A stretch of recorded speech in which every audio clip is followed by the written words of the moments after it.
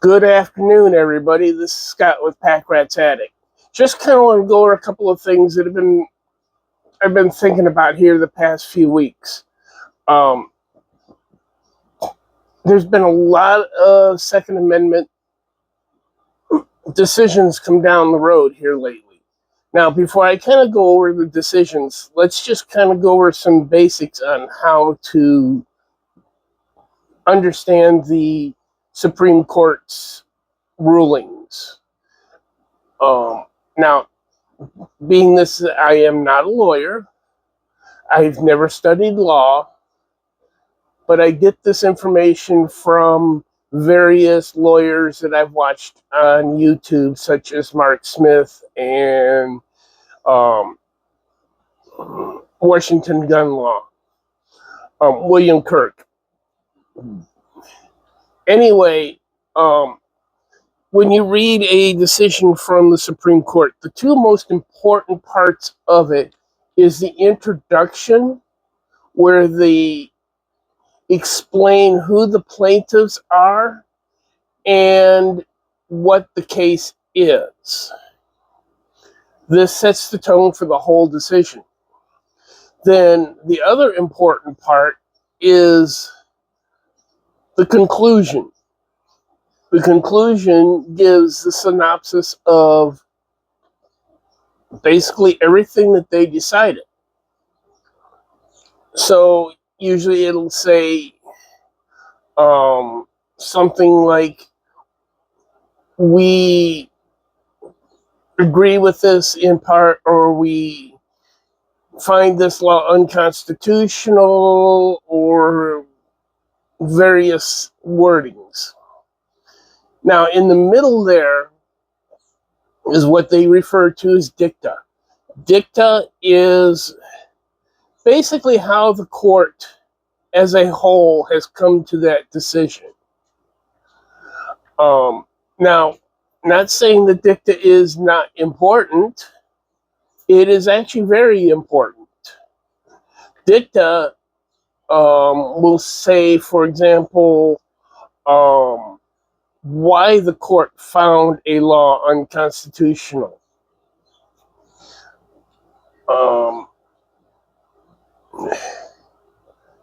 This kind of, like I said, it explains how the court and why the court came to that decision. Sorry about that. I get the yawns for some reason when I get on camera. Now, the dicta also will drop Easter eggs of things that can be used in future rulings, such as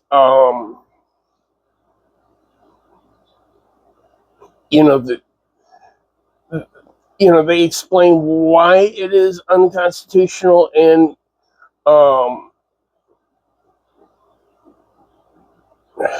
kind of hard for me to explain. I'm sorry about that.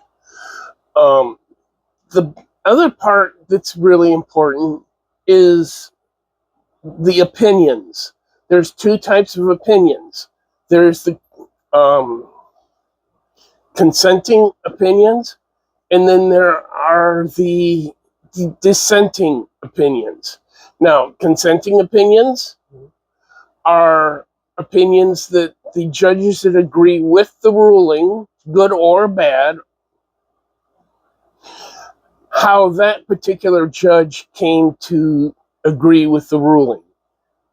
It is for that judge or those couple of judges that have signed on to that opinion. A dissenting opinion is an opinion by a judge or a group of judges that do not agree with the opinion. For example, with Hermione, it was a 9-0, so there were no dissents. The last one, the Wolford, was 7-3, so there were 3 dissenting opinions. Now, Hermione, let's go over that one.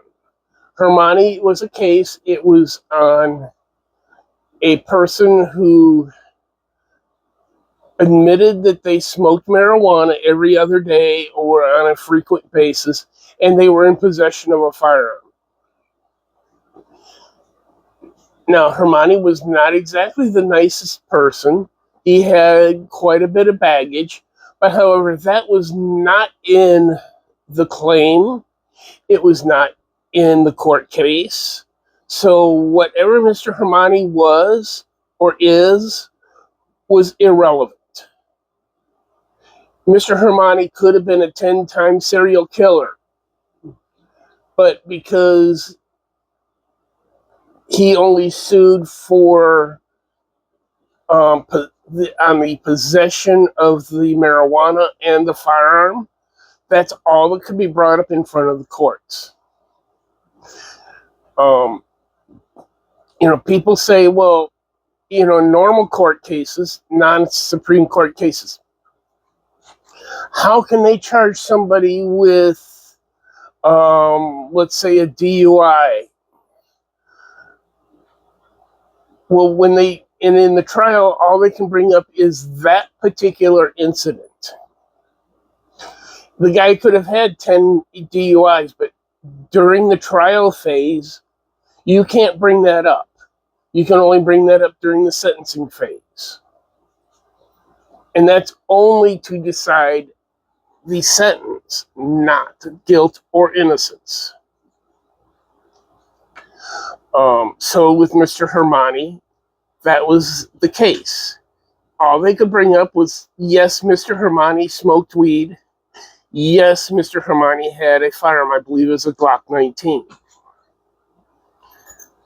So in this case, all they did was they found that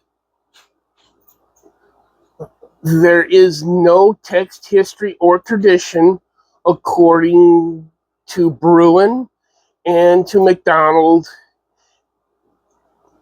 on possession of intoxicating substances and firearms. There is nothing in the Second Amendment or any constitutional amendment that says that you cannot be in possession of a firearm if you're a habitual, what they refer to as a drunkard. Now, you can be charged with possession while you're under the influence, but that's a different story. Just because you have a firearm and you like to crack a beer once in a while, have a couple of shots, you have trouble sleeping, so you take your wife's Ambien,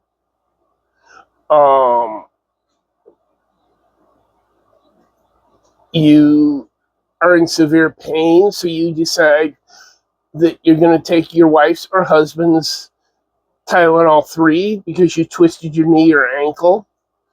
Does that make you a habitual illegal drug user?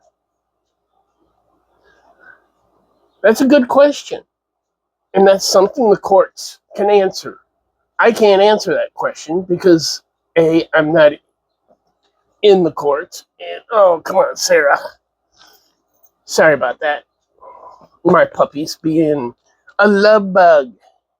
Anyway, the courts need to settle that decision. There she is. There's the girl.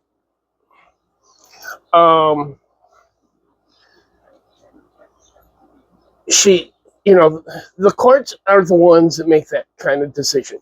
They set case law, they set precedents, and that's the way it should be. Now, Congress could make a law stating that if you drink more than I'll just throw out a 6-pack a week, that you're a habitual drunkard. Yes, they could say that, and that would define it.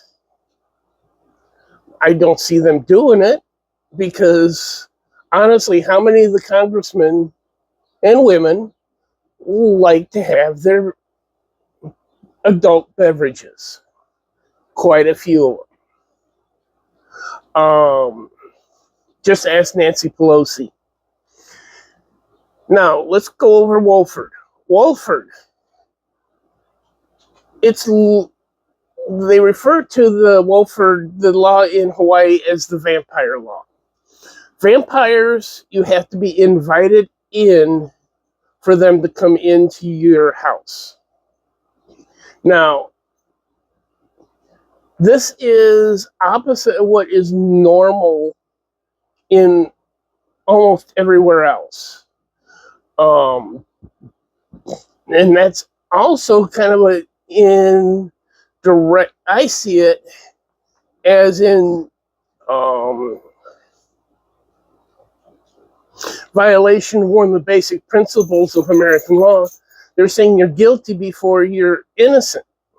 You know, you're proven guilty,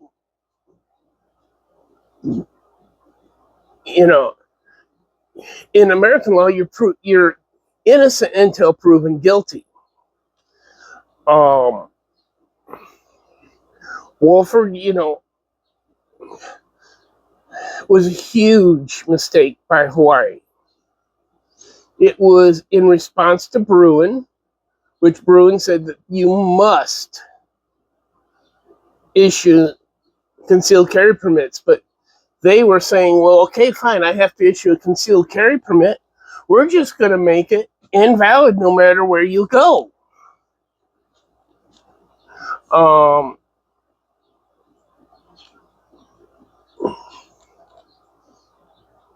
Next, and now with both Wolford and Hermione, there were a bunch of Easter eggs that were dropped.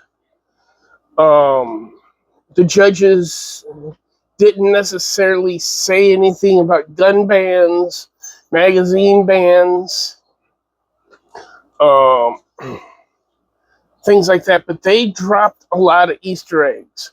Even in Kenji Jackson Brown's dissent, she mentioned that the government is responsible for proving that the law is constitutional. That's a huge Easter egg that we as Second Amendment advocates can use.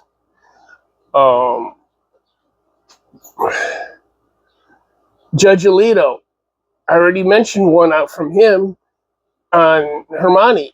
You take your wife's Ambien, does that make you a habitual or illegal user?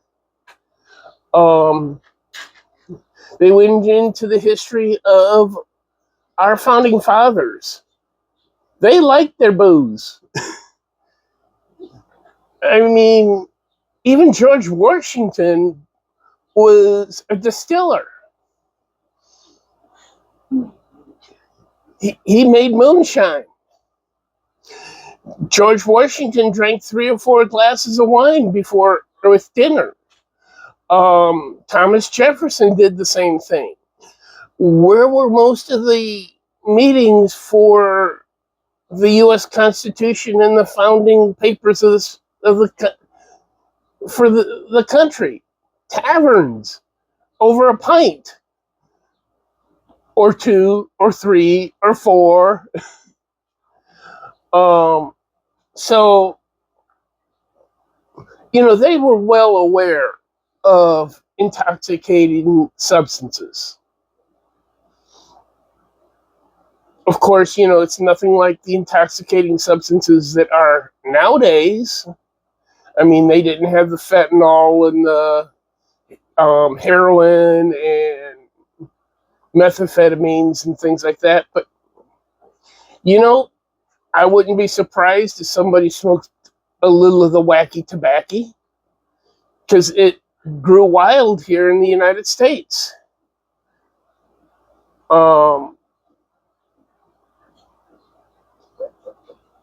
Native Americans used to smoke gypsum weed. Gypsum weed is a very intoxicating substance.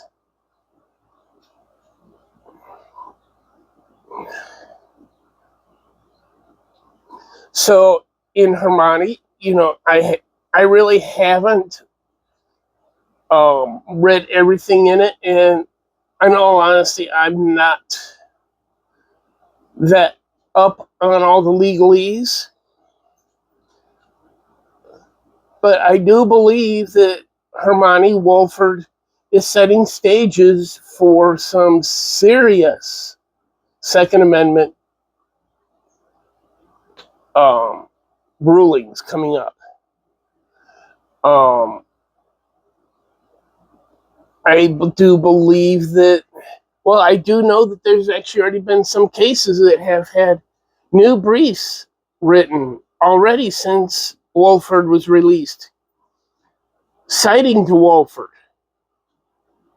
So, only time will tell. But these two decisions could open the floodgates for very, very pro Second Amendment actions coming in the next 2 to 3 years. I don't see Justice Alito or Justice Thomas retiring soon. I know they would like to retire, and honestly, I don't blame them. Um, you know, sorry about that. Flies are driving me nuts here. Um, they're either pushing 80 or they're in their 80s, and honestly, they're tired. I I really don't think any of them should try to pull a Ruth Bader Ginsburg and die while they're still on the bench. And I know the appointments are for life, but you know what? Sometimes you need to step back and smell the roses. Um, but anyway, let's go to the Virginia one. Thank you, John Crump. John Crump standing up for our rights. John Crump doing what quite a few Americans wouldn't do. But also, John Crump is in a financial position. He's able to do stuff like this. I know he's still being supported by GOA, SAF, and all the pro-gun groups, and I applaud that. Now, the pro-gun groups that filed with John Crump, it was ruled that they have no standing. I'm not quite sure why. I don't understand it, but it is what it is. Um,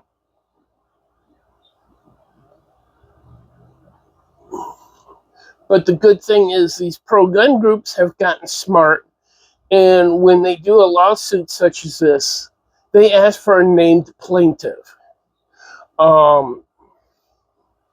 You'll see that they will put out emails on their websites and that asking for a plaintiff in a city, state, whatever. And you know what? Don't be afraid to step up, because sometimes it's the little guy that gets things done. A lot of times people are resistant to the big name, to the Elon Musks or the I'll just use John Crump. He's well known. They may be more resistant to his name, but they may not be to a John Smith that's some tow truck driver who decides he wants to have a short barreled rifle, but for some reason he comes back as with something in his background check, some minor little infraction that boots him out of there.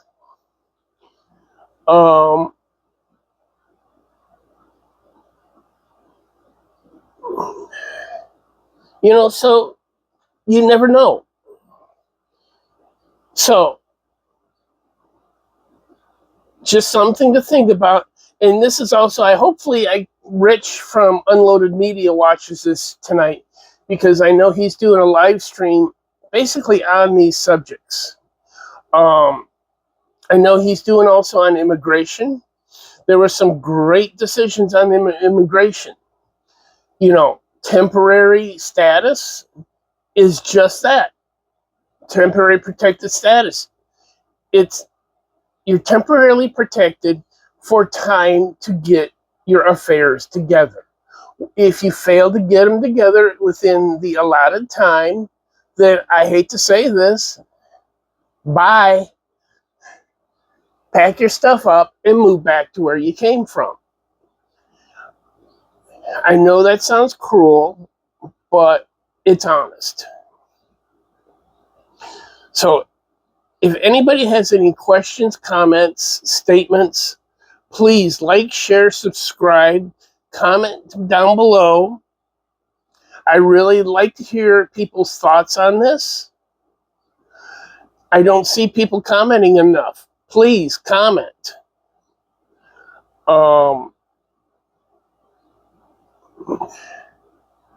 Everyone have a safe day, have a blessed day, and as Hillbilly says, make everybody's day better. Whether it's just waving at that person going down the road and smiling at them. They may have just had the most rotten day in their life, but a little wave or a little smile could change their whole day.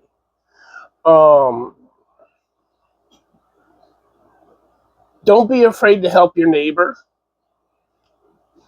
And most important, remember your ABCs. Always be caring, because you're always your first responder. Nobody's coming to help you. They're not coming fast enough. And it's up to you to do something. Thank you very much, and have a great day.